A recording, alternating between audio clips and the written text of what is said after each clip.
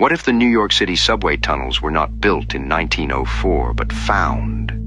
According to official history, the New York subway system was founded in 1904 and opened just 1 year later. But some researchers point out something strange. The wording itself, founded, not built. Almost like these tunnels already existed underground. Because think about it. Above ground, New York was still filled with horse wagons, dirt roads, and early industrial machinery. Yet somehow, underneath the city, they supposedly carved massive tunnel systems deep through solid rock. And here's where the theory gets even stranger. There are surprisingly few construction photos.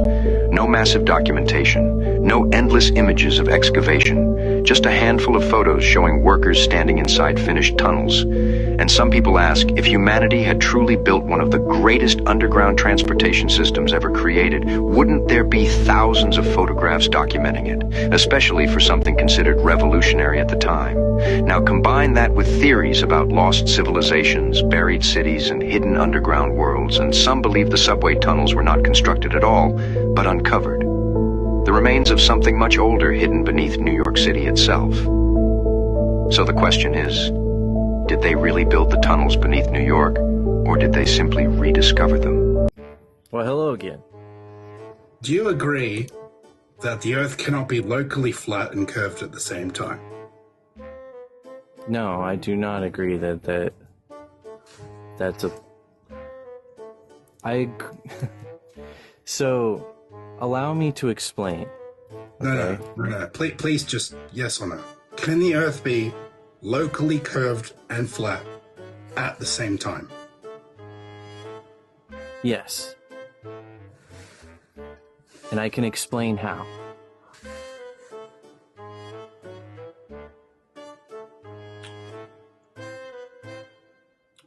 I think we're done, guys. Everyone that's actually smart is now a flat earther. I think it's time to just overtake some sort of other app. If you, with a straight face, in front of 93 people can say that the Earth is locally flat and curved at the same time, and you want to explain how, then God help us all. I'm done. How do the seasons work on a flat map? Aloha y'all, I'm Timothy the Tiger and I'm a Christian mystic. Right here is a map of the Earth from a bird's eye view. In the middle we have the North Pole. In yellow here is the Tropic of Cancer. In orange is the equator, and in red is the Tropic of Capricorn. This black line here is Antarctica. Antarctica is a giant ice wall encircling our entire realm. A compass always points north. Have you ever wondered why? It's because there's a magnetic black mountain right at the center of our Earth. Within the word south is the word out. Why? Because if you go south in any direction, you'll always go out towards the ice wall, out towards Antarctica. If you take the compass and you go north, you'll go right to the middle, the center. East works by going this way. West works by going this way. The sun, the moon, the stars, they all go east. The real New Year's Day is March 21st, which is the spring equinox. On March 21st, the sun is on the equator, this orange line here. So we'll start our journey here. 3 months later, on June 21st, we have the summer solstice. The sun will be on this yellow line. What it has done is it is spiraled inwards until it is on the yellow line. From June 21st to September 21st, which is the fall equinox, the sun has spiraled outwards back towards the equator. From September 21st to December 21st, the sun has spiraled from this orange line outwards towards this red line, which is the Tropic of Capricorn. This is known as the winter solstice. From December 21st to March 21st, the sun spirals inwards now back to the equator, and then we're back at the spring equinox. That's 1 full year. If we live in North America or Europe, this is how the seasons work. On March 21st, the sun is on the equator. This is when we experience spring. On June 21st, the sun is on the Tropic of Cancer. That's when we experience summer. On September 21st, the sun is back on the equator, and that is when we experience fall. On December 21st, the sun is on the Tropic of Capricorn, and that is when we experience winter. For our friends living in New Zealand, Australia, South Africa, and South America, it's all opposite. So on March 21st, that's fall for them. On June 21st, that's their winter. On September 21st, that's their spring. And then on December 21st, that's their summer. So everything's flipped for our friends down there. Or down there.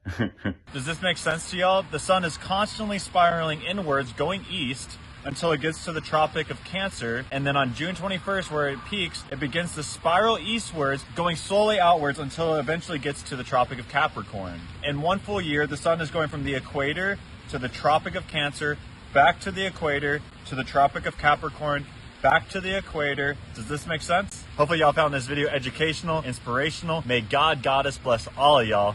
Namaste. Use your discernment. Understand there is evil in this world, but don't be afraid of it because it can't affect you if you don't allow it. If you live in fear, if you watch scary movies, if you focus on negative things, I don't think there are negative things. There's just things. It's how you look at them. It's how you look at them and how that will manifest in your life. If you imagine, whatever you imagine is attracted to you, whether it's good or bad.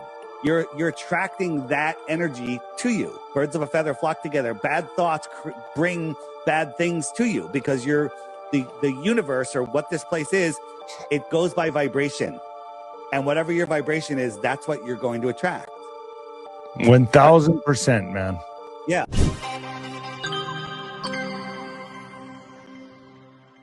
I've said it before and I'll say it again. I've cracked the code on why people get so upset when you tell them the earth is flat and they can't listen. They call you a conspiracy theorist. They think you're crazy. You say, we never went to the moon. And they go, you're insane. You're the insane one. I've cracked the code. It is literally the same thing as when you're a parent and you tell your child that Santa Claus exists. But the lie ends and you finally fess up and say, you're right. You're young. You're old enough to know now. You're still young, but you're right. Santa Claus doesn't exist. The fact of the matter is that those people were never told. They grew up, they became adults, and they still think the earth is round and we don't live under a firmament. And when I say round, what I mean is ball. We're not living on a spinning ball. The lie persisted. We were never told the truth. We had to figure it out on our own. We had to be free thinkers and realize that we're not spinning, that the North Star never changes position. It's right there every day. It's easier to fool somebody than to convince them that they've been fooled.